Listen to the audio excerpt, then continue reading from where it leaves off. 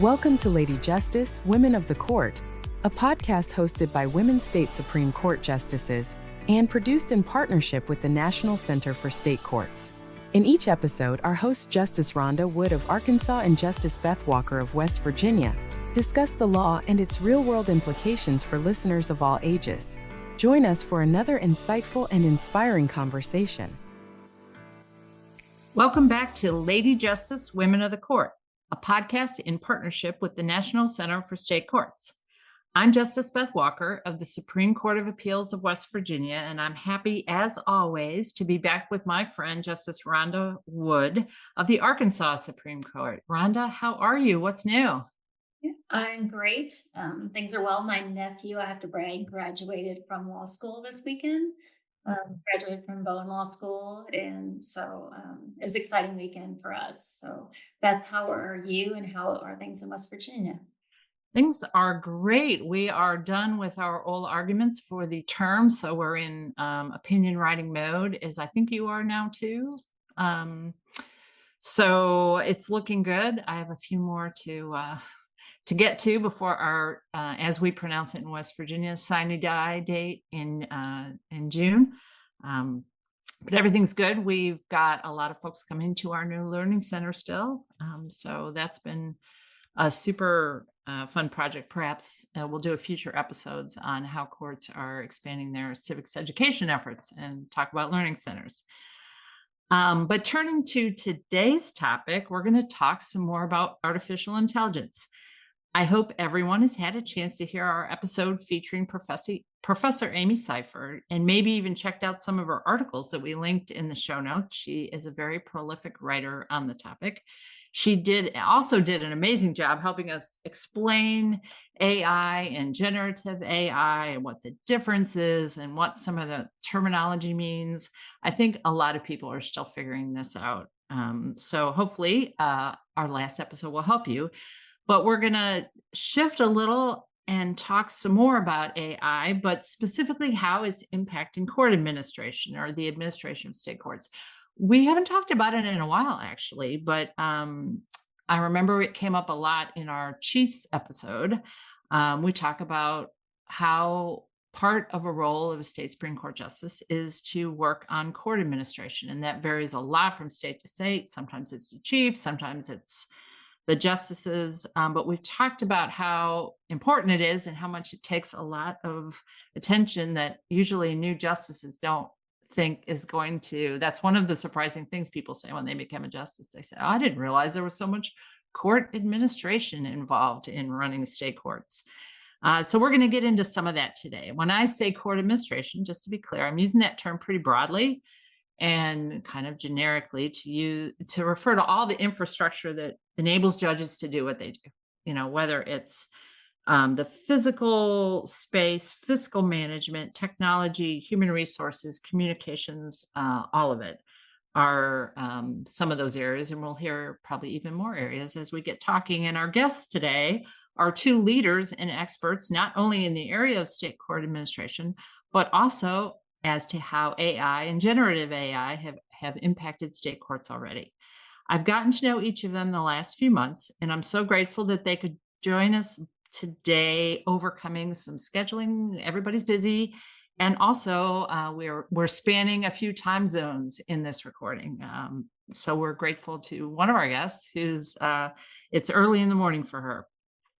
It's also been a while since we had four of us on the podcast at once, so I'm excited to do that again. So let me start by saying hello to Justin Forkner, the Chief Administrative Officer of the Indiana Judicial Branch since 2018.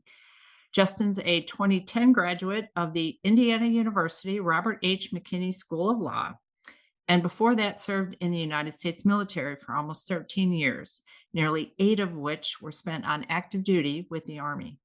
His final rank was captain, and he received many honors for his service, including the Presidential Unit Citation, the Bronze Star Medal, and the Army Commendation Medal. Justin is active in the Conference of State Court Administrators, which you may hear us call COSCA. We'll try not to use too many acronyms, but that's one we may use. And he's currently serving as co-chair of the rapid response team of chief justices and state court administrators who are examining some of the immediate issues relating to the use of AI and generative AI in the courts. And Justin's co-chair on the rapid response team is Chief Judge Anna Blackburn-Rigsby of the District of Columbia, who has already been on this podcast. And I'm also serving on the rapid response team, which is how I got to know Justin.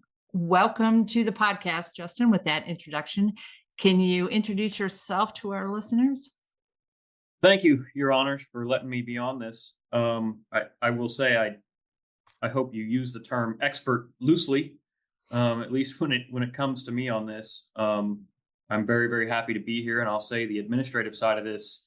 I'm almost 6 years now as our state court administrator, probably 10 years working with the court total, including clerking for several of the justices. And I am just about every day uncovering something new and different in the scope of this job that I didn't realize we did or didn't realize we touched. So I'm very, very happy to be here, and thank you. Well, so Justin, I want to say welcome, and I wanted to say also thank you for serving our country. And I want to let you know that we fly the Army flag in front of our house, as Beth can tell you. So happy to have an Army veteran. Oh, go ahead and explain why before you. Because Michael, my husband was Army, served in the Army as well. And so, excellent. Thank you. Yeah, so if you ever come to Arkansas, you'll have to come see the flags flying proudly at our house. But in addition to Justin, we are very fortunate to have with us Stacey Marz, I hope I'm pronouncing that correctly, who has been the administrative director for the Alaska court system since 2019. Although she has worked in the Alaska courts for over like 2 decades in many different capacities. Stacey obtained her law degree from the University of Oregon School of Law, and then started her career as an environmental lawyer, which is not a surprise in, I guess, the Northwest region. But then she became involved with domestic violence and family law cases with Alaska Legal Services. Stacey has a deep interest in public interest work and in making courts accessible to people who are not lawyers. Stacey is also active in the COSCA organization and serving on the AI rapid response team with Justin and Beth. And so we appreciate Stacey is making the crazy time zone work to join us from Alaska this morning. So Stacey, welcome to Lady Justice. We're glad you're here. And so you want to say hello to our listeners? Sure. Well, good morning. I am delighted to be here, and I would say everything Justin said is absolutely true for me too. I started this job, as you mentioned, about going on 5 years, and I had been with the courts overseeing our access to justice work, our self-help center, language access, and ADA services prior to that. And the work that I've been doing lately has been really interesting about AI. And like Justin said, not at all an expert, but trying to wrap my hands around what the implications are for the court systems, good and more challenging. And I am just really excited to have this conversation with you all today. So thanks for including me. Well, you are very welcome, and you're both being modest, as will become apparent as we start asking you some questions. And before we start, though, I want to make sure I mention a website where our listeners can find out all kinds of interesting information for state courts and about state courts and AI. That website is being put together by the Rapid Response Team and is maintained by our wonderful podcast partner, the National Center for State Courts. You can check it out at ncsc.org/AI, and it tracks state by state developments in AI. There's actually a map. You can click on the map and find out if something's happening in your state. It's doing a great job of tracking the various state court orders that are, and we're not going to talk about today, but things, AI in court proceedings, but a lot of really great articles, ethics opinions, statutes, proposed statutes. It's all there. There are also free webinars and videos, and so it's chock full of great information. But with that, so that I won't forget to mention it later, I've had to mention it early. Let's jump right in. Stacey and Justin, we want to ask each of you first to give an example of how AI has already changed your work. You can tell us how you first encountered AI at the court, or an interesting project or challenge. Stacey, why don't you get us started? Sure. I think I didn't even realize AI was impacting my work because it's embedded in a lot of everyday tools that we all use that have nothing to do with the law, right? So if you use Siri on your phone, or how you do Google searches, or it's even in Zoom now. So there's just AI embedded in a lot of stuff. But the first thing that I came in contact with AI was we were awarded a project probably 6 years ago or so now, where we were working directly with Microsoft. It was through the Legal Services Corporation to develop what was then called the Legal Navigator Project. And the idea was that the user would be able to use natural language to explain what was going on with their situation. And then the AI behind the scenes would be able to kind of sort what they were really talking about. So, for example, if they said, "I'm getting kicked out," then it might say, "Oh, do you mean you're getting evicted?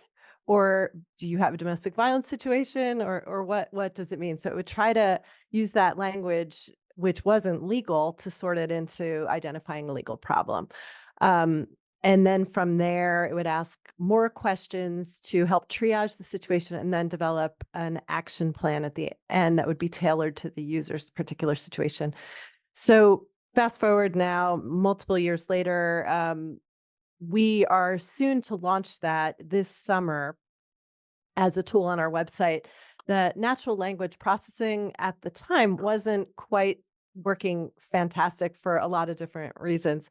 But I think within the future, using generative AI, it has a lot of potential to improve. But that was my kind of first real project within the courts.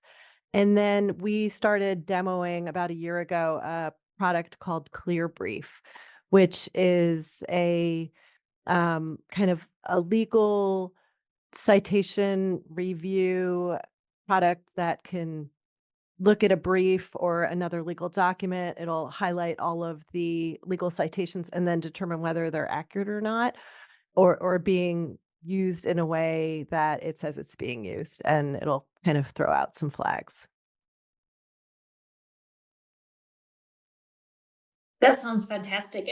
I think right now Beth and I are both thinking like, oh, I think we're going to be calling when we get off here. We're gonna be like, so tell us about ClearBreach. That sounds really useful. We don't have that at our court. But um, Justin, what's sort of was your first exposure to AI in your job as chief administrator?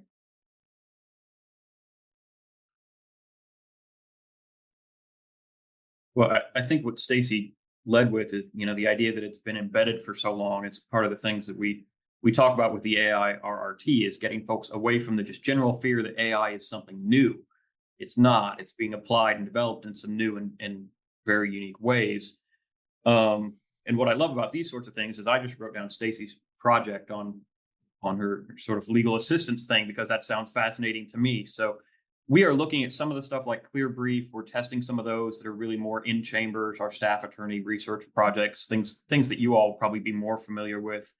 As a statewide project, one of the things that we have struggled with for a long time is the appeals for certain types of cases that are frequently at risk of maybe being moot, because the underlying matter proceeds so quickly that the appeal can't really be addressed. So a temporary mental health commitment, a pretrial or bail determination decision, by the time that gets up through the normal appeal process, the person has pleaded guilty or they've been released from their 90-day hold. So you may not actually get an appeal on the merits. And the big holdup in that, the biggest chunk of that time, has been the transcript development process. And we have our largest county that does most of these in the mental health commitment arena, is pioneering a new live, it's not advanced, it's not generative AI, but it's a new live AI version of the transcript that the lawyers can have almost immediate access to. And you couple that with a very shortened briefing process, and you can get all the way potentially through the appeals process in maybe a month, as opposed to 45 days just to get the transcript. So that's something that we're looking at. We're in the final stages of developing that pilot project, and it's really the critical piece is that AI-driven transcript process. And I'll tell you as a personal note, something that I use in my job that I've been much more comfortable with on generative AI. I get asked to do a lot of remarks, speeches, comments, give us a quote. Chat GPT is one of my best friends for that. I pay for the expensive version. If I get give opening comments at a conference or something, I just ask it for an example. And it's never usually what I go with, but it kind of gets me over that writer's block hump, gives me an idea, some stuff to work with. So if you're out there and you get frequently asked to do those sorts of things, and I think what we've ChatGPT is a learned pretty good is speechwriter. it's getting so much better, so much more quickly than I think anybody thought. Even 6 months ago when there were a lot of errors and things, you use it now and it's exponentially. And that's what Professor Seipert talked a little bit about. This area is moving so quickly. And the improvements are kind of accelerated. But I love listening to talk about transcripts and how they affect the speed of appeals, Justin, because that's a huge issue. And I felt a lot better when you mentioned it at a recent meeting that you're struggling with having enough court reporters and how we get that done more quickly. We just had an issue come up recently where it all came down to where's the transcript. It appears that some of it's lost, and you get into this whole, it's important to these folks whose appeals are pending, whether it's a criminal matter or, as you mentioned, we call it West Virginia mental hygiene or whatever. So that's a great, yeah. Hey, Beth, can I ask you a question? Yeah. So I'm curious, Justin, because the mental health and the bail, those two are especially seems prone for inappropriate for those because those transcripts are going to be relatively short, hearings. But are those using live sort of court reporting with, I guess, human court reporters, or because we have some courts that are digital court reporting. So I was curious which way. Or if you've tried it with both. This particular system it's because they just built a new courthouse. And so I think every courtroom is filmed and videoed, and it's basically a live closed caption of the proceeding as it occurs. So that the court will have a court reporter who can go back and probably double check things and make sure something's right. But as far as, like you mentioned, these particular types of proceedings, they're usually very short. The record's not very complicated. So it sort of fits that. You couldn't pull it off. And in the AI RRT, we saw some vendor presentation on more extensive system. You couldn't do this necessarily right off the bat for a larger, more complex, a felony jury trial. You need that person actually then going back and double checking the transcript. But for our project, it gets them close enough. And if they realize it's not close enough, then we just take it out of that expedited process and put the human back in the process. We are learning as we go. No problem. No problem at all. So no, this is great. I'm like taking notes as we're going along. And I want to get back to, actually, it kind of plays off of something Stacey said as she described her navigator, trying to help people get to the right place in the court system, is kind of on the, I think one of our primary goals, right, is in state court administration is to figure out, there's a sea of information out there, not a huge sea in smaller states like West Virginia, but there's still a sea. And, if someone goes on and just Googles and looks for, how do I go to court for this, or how do I file an appeal about this? There's a lot of kind of junk out there. There's Reddit and there's, law firm websites who are looking for clients and may look like official court-ish advice to people and be confusing. And so I think one interesting issue as we continue to navigate all of this and as AI generates more and more information is how do courts keep their status as kind of the go-to place, like how, and different courts are better at it than others. I think we're all trying, but we want our websites to be the place where people look when they need help. And I want to ask each of you, Justin, you can start, and then we'll go to Stacey. What are you doing in Indiana, in addition to what you've talked about, to kind of be the information hub? Or is it that, or you can say, well, that's not what we're supposed to do, and you can disagree with it.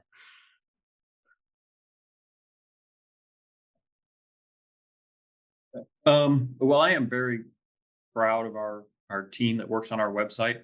We invest a lot in user interface, user experience when it comes to the website, to make it a place that's easily navigable, informative, even down to accessible on your phone and mobile optimized. We're very, very good at that. I like to say. I will say, as far as when it comes to, and that's part of it, I think, if your website's not useful, people will stop going to it. So it is an investment in budgeting for us to have that capacity on staff. And one of the things that wasn't good for us was our rule set. And one of the places we looked was Arkansas, because Arkansas has a very good, easy to navigate set of court rules. And so we're sort of pivoting off of that to upgrade that part of our website. When it comes to legal aid information, we have, I don't want to say outsource that, but largely outsource that to our Bar Foundation, which is our civil legal aid fund provider. We used to have a lot of that stuff on our website, forms, instructions, and it was too hard for our staff to keep it up, to the point where our appellate courts were occasionally dinging parties or litigants for using a form that they got off of our website that we hadn't been able to maintain. So we have a website now, indianalegalhelp.org, that contains all of that, and it will either direct a litigant to a legal aid provider somewhere in their county based on the topic, or it provides all the forms that it needs. It's not all the way there what we want yet. But then the challenge is doing things like search engine optimization for that organization, making sure that when someone looks for those questions, it gets bumped up in the Google hits, and then making sure that people aren't sort of pirating off of that and dragging it down from a law firm that's then charging for what we're trying to provide for free through this website. So it's hard. I was a history major. I'm the wrong person to ask how all that stuff works, but you have to invest in it if you want it done that way. Well, you're in a friendly place here, because there is no science and math done on any deep level on this particular podcast. So you're in a good place. Stacey, you're passionate about this, trying to figure out how to get the public information. What can you add about what's going on in Alaska? How do you help the public navigate and find what they need, in addition to the navigator? So the first step, I think, is you really have to develop the content so that there's somewhere to drive the online people to. And so we have a lot of self-help content on pretty much every case type and all the kind of garden variety issues that arise in there. And so they're written in plain language for folks at a relatively low literacy level with frequently asked questions. So kind of chunking information into small pieces is really important. And there's a whole kind of science about how to have a good user experience. And so we spend a lot of energy on the content development and what makes sense for the users. And then, like Justin mentioned, search engine optimization is also really important. And so that is making sure that you're driving people to the right places on your website and you're showing up in the top of the searches if you're going to Google or other search engines. And there's things that you can do. And so your webmasters probably already know all these things, but ways to elevate your searches so that you become the primary resource. So you really want to spend the mental energy on figuring all this stuff out, because it does take energy and it does take investment. Like Justin mentioned, it's not just magic and that you hope it'll work. You do have to put in the time to really make sure that you're the primary resource that people are going to go to. And I don't know yet how doing search engine optimization increases your chances with generative AI, because generative AI isn't really the same thing as a search engine, although I'm seeing more and more people using it that way. And so I'm wondering over time if it's going to be replacing search engines and how people get information online, but I don't really know at this moment how those two things are connected. And if your SEO success also means you have better results when somebody does a search or really a prompt in generative AI. One of the things that I also do in this court community is I co-chair an entity called the Joint Technology Committee, and it's called JTC for short. And JTC has members of COSCA, which we mentioned earlier. That's Justin and my professional organization. It has members from NACM, which is the National Association of Court Management. And then it has members from CTOC, which is the Consortium on Information Technology Officers. And then finally, it has a couple of judges that the National Center appoints. And one of the projects that we're working on right now is we're developing a brief, which is a shorter written document. And we're actually trying to figure out using generative AI if we could put it out there in a more fun way than just a paper document. But it's a brief that's going to be on how to improve your prompts for generative AI, because I don't know if you all are like me, but I fell into the trap immediately of trying to do searches like Westlaw or Google or things that I was comfortable and familiar with. And it's not really a good way to get very good results in generative AI using like ChatGPT or Gemini or some of the other generative AI models. So I think that what we need to do as a community of users is figure out better ways to improve how we search for this information. So we're hoping that'll come out in the next few months and be a useful tool for our colleagues in the court world. So I think that, both of you kind of touched on, and Justin mentioned the sort of the issue about one is trying to provide information to the public, but also making sure that it's accurate, because the court bears sort of a responsibility. And then Beth mentioned that there's all this sort of junk out there, right? And so it's important that we want the public to get the correct information versus going out there and, relying on junk information at their sort of peril for some of the most sort of critical moments in their life when it comes to legal matters. So kind of want to talk a little bit about, how AI can help courts sort of provide that, access, public access to justice in sort of the best manner, and whether that may be on the court's website or, having that link to another site to do that, and whether that's, a good way to do it. And so we give a little bit of shout out to law360.com had an article recently on this, and they interviewed our former host at our podcast, former Chief Justice Bridget McCormick, who left to go to the American Arbitration Association. And she told us when she went there that she was all about using AI and getting them to see how they could do it to transform arbitration. But she talks about how courts can use generative AI for access to justice. So I'm curious, Stacey, given your background in access to justice and caring about those issues, your thoughts on all that. I agree that there's huge potential to improve access to justice with generative AI. I think, are spending a lot of time thinking about it right now and haven't seen a lot of ways that it's actually worked. Although I think there's a few examples that are exciting and I think have a lot of potential, and that's using chatbots. So I think, and probably folks are familiar with chatbots in terms of maybe retail shopping, where you have a little, avatar pop up and can I help you? And then hopefully they're going to help you navigate their website or deal with some kind of consumer issue. I think similarly, especially if you have a lot of content on your court website, which we do, and we're realizing at times it can be overwhelming because there's so much. And a lot of times people, particularly those who are representing themselves, aren't actually sure what they're specifically looking for. They know they have a problem, but they don't really know what it's called. And so I think if we have the potential to use chatbots where folks can, in regular language, say what their needs are, and then the chatbot can do the kind of triaging for that and help them move through the content that you have on your website and serve up exactly what they need. That could be a huge time saver and reduce the sorting that's required by the user. And we have a few examples of chatbots right now that exist in the country that I think are pretty successful.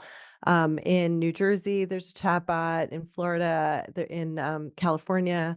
So I think that's going to be probably the biggest area that we're going to be seeing changes. But I think there's also the broader application, some of the things that we've talked about, like where Justin was mentioning, he's using ChatGPT to draft remarks. I think we're going to be able to see litigants and lawyers using these generative AI models to be able to draft pleadings, to fill in forms, to help prepare for trials or hearings, and kind of sort through large volumes of information.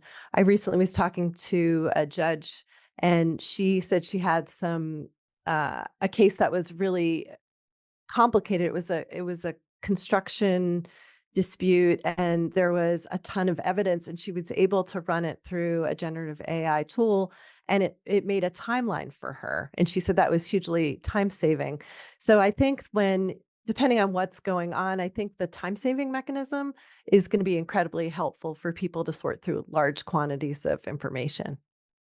Yeah. And Justin, I don't know, besides, and you may have more that you want to add on that for the court's benefit, that you're using or seeing innovative ways, but also for the public benefit. And I don't know if you've seen or used, think of, besides just sort of access to justice, and you think about tools if they're looking for an eviction or, domestic relations, but even just how to navigate, where do I go to pay my traffic ticket? Or, how does it work? Where do I show up? Have you seen anything like that being used?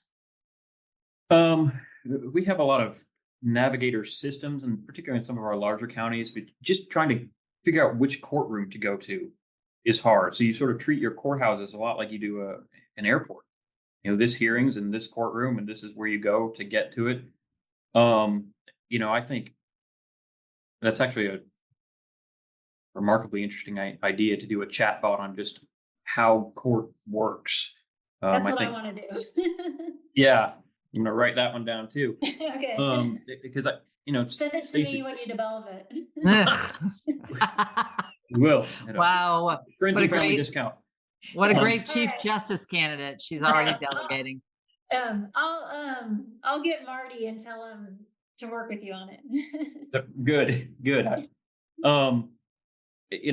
chatbot, Stacey's right. I think that's really sort of the easy entry point for a lot of these things. Our IndianaLegalHelp.org one has a chatbot, but it's live. It's staffed by volunteers from 10 to 2, and otherwise you get a response, the next day maybe. So if you had and it's all about understanding how the generative AI works and closing off the language model and what you plug into that, and making sure that's safe and trained correctly, and it's not going too far afield. But I can look at our court data, and I can tell you where we don't have lawyers, in which counties, in which cases, and at what point of which cases. So that at least lets us focus some of that stuff.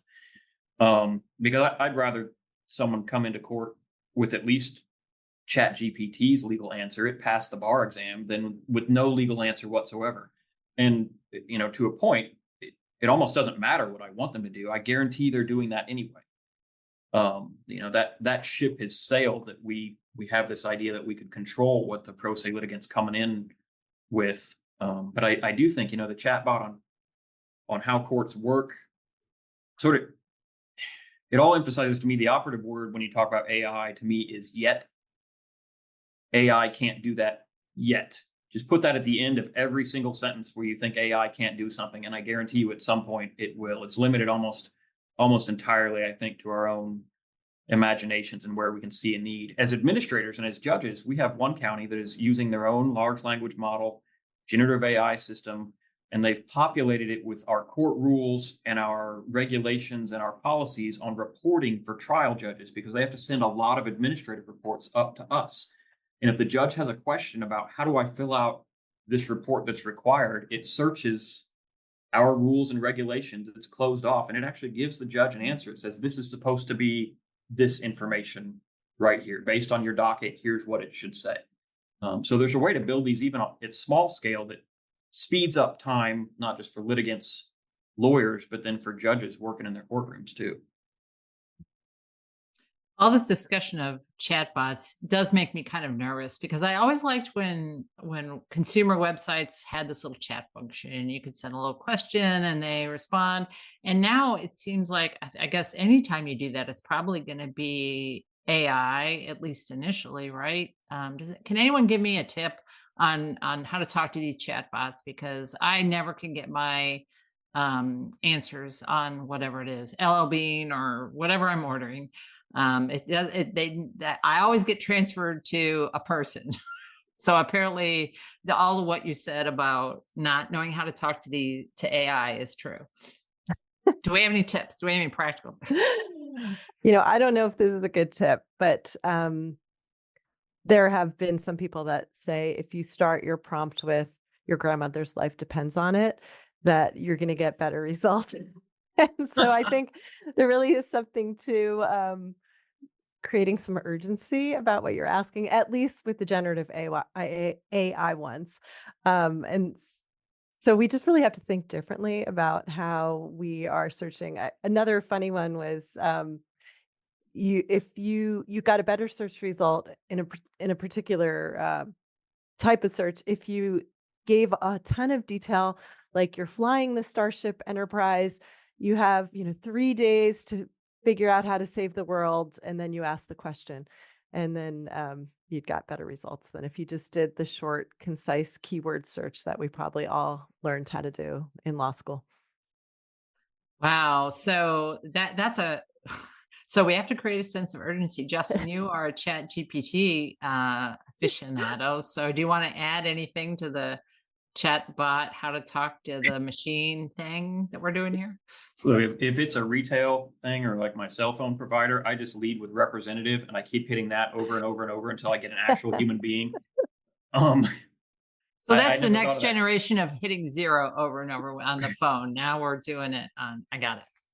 Right. Yeah. No, I look forward to the JTCs, how to do better prompts.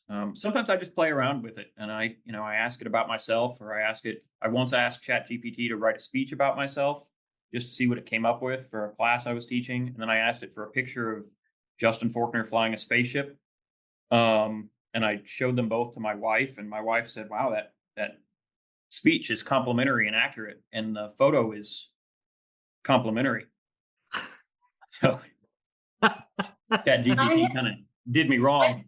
Yeah, I have learned that with if you have issues with products, that if you start out with "it is under warranty," and then do your prop thing, if you lead with that, you get a better result than to say this is damaged or whatever. If you start out with the "it is under warranty,"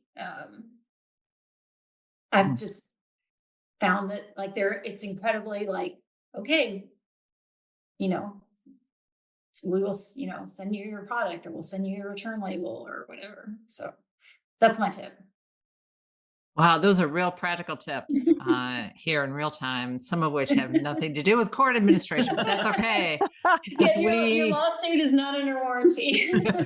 We welcome tangents on this podcast. And one thing we probably should have put at the beginning, and I don't have it in our sort of prepared outline, but Justin and Stacey, real quick, could each of you talk about how many judges are there in your state, and how many folks do you supervise? Every court administrator has a different. Some court systems, as we've talked about on this podcast, are unified and everybody's under one umbrella. Some court systems are not, and so I'm just curious. Go ahead, Stacey, and start with how many judges and how many folks do you oversee in your role? Sure.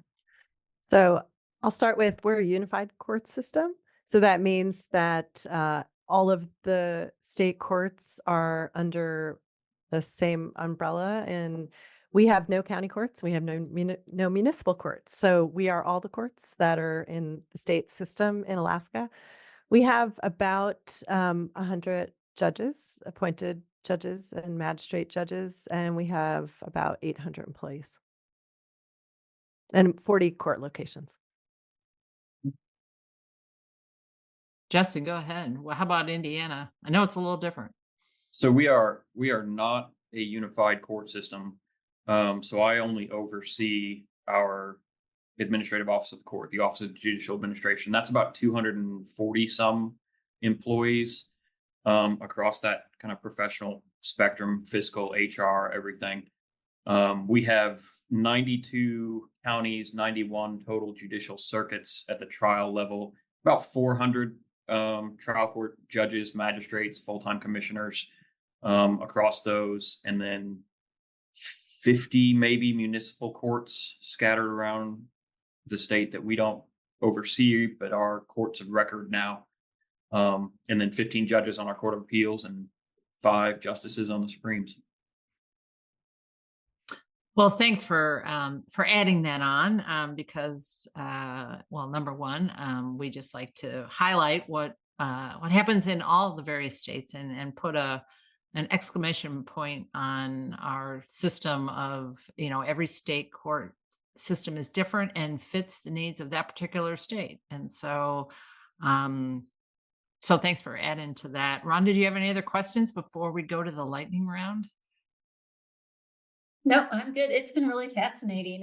You both have been just incredible in giving me lots of ideas that I want to steal from Alaska and Indiana. So, like I said, my poor administrator will, not be grateful that you will probably get a text or an email from him today saying, "What did you do this morning?"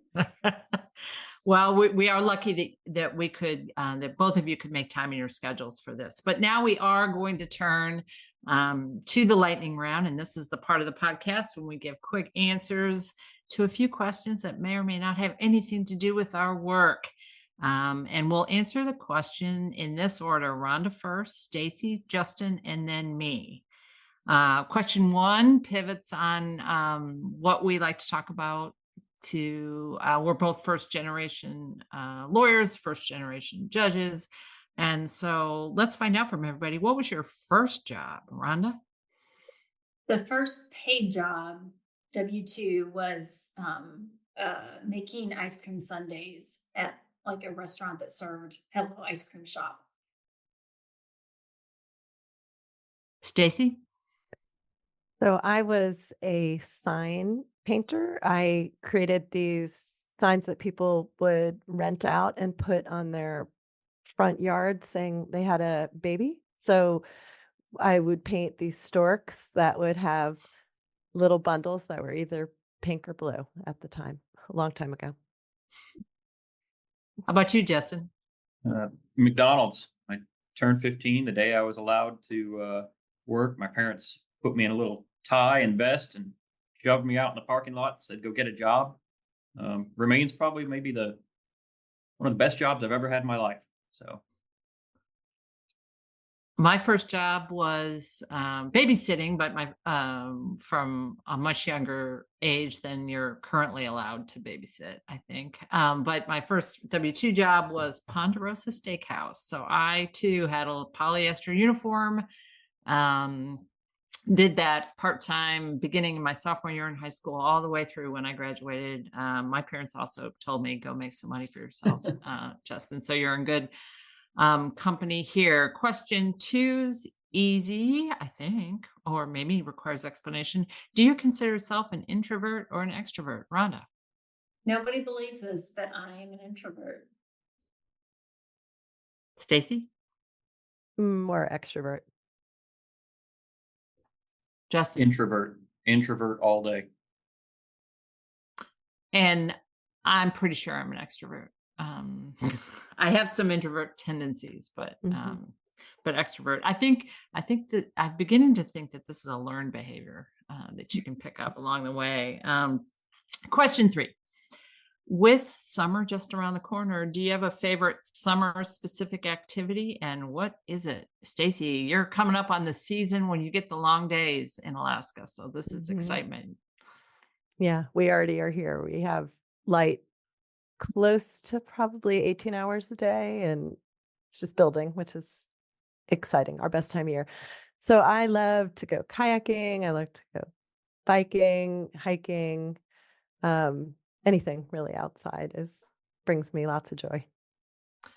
Rhonda, I'm sorry, I skipped you. Go to Rhonda next. Oh, no, that's Summer fine. specific activity. I was so excited to talk to the Alaska person. No, and they should celebrate their light after, coming out of the darkness. I garden, and so I grow, vegetables, and so I always enjoy this season. What about you, Justin? Biking, hiking, any of those sort of outdoor things. But really, it's just when the weather turns nice, it means we can sit out and eat dinner on the back deck of the house, and everything's blooming in the yard, and the birds are out, and we'll do that every single night, and then breakfast on the weekends. It's just that's my favorite place to be when the weather's nice. And mine is golf, all day, all summer, also in the winter, but it is a summer specific thing. And I played yesterday, so I'm very excited about golf season being here. All right, question 4, and I'll try to do it in the correct order this time, is a nod to my friend and her books. What is your favorite book you've read or show you've streamed in the past 6 months? Rhonda? Well, so I'm going to go with the book. But so one of the ones I read recently is Uptime. It's by Laura Mae Martin, who is with Google, and she calls it her practical guide to personal productivity and well-being. And it's a short book.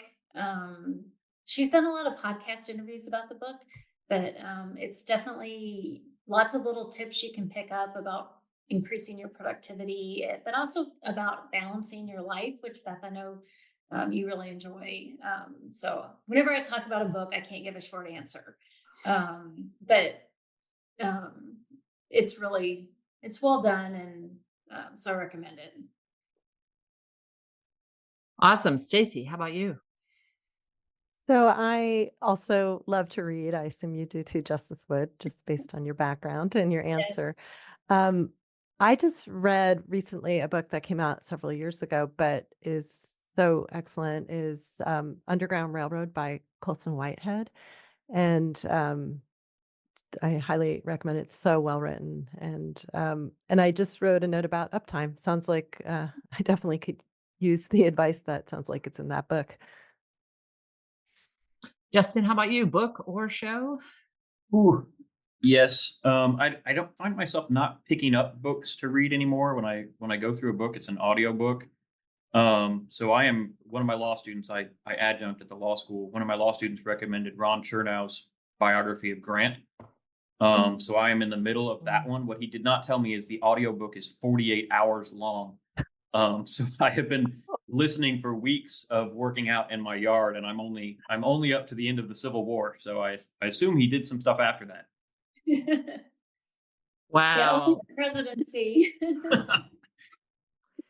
I am not as a committed reader as Rhonda is, but I do love to read. And one of my favorite authors I hadn't read in quite some time, Wallace Stegner. And so I have gone back to reread or re-listen to. I've actually done an Audible.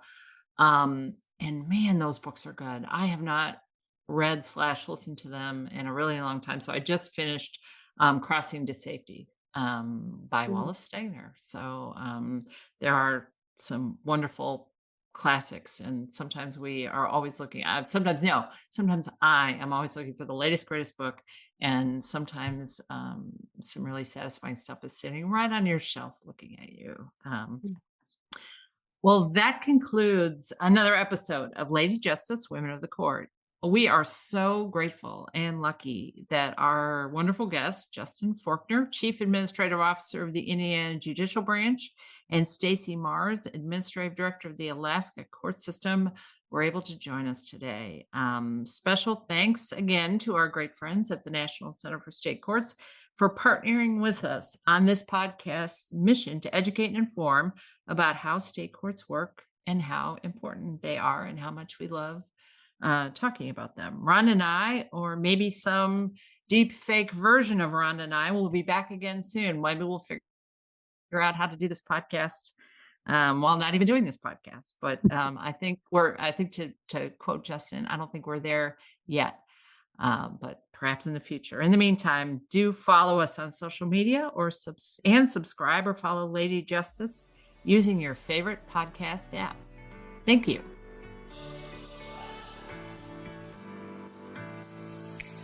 Thank you for listening to this episode of Lady Justice, Women of the Court. To learn more about the work of our nation's state courts, visit the National Center for State Courts online at ncsc.org.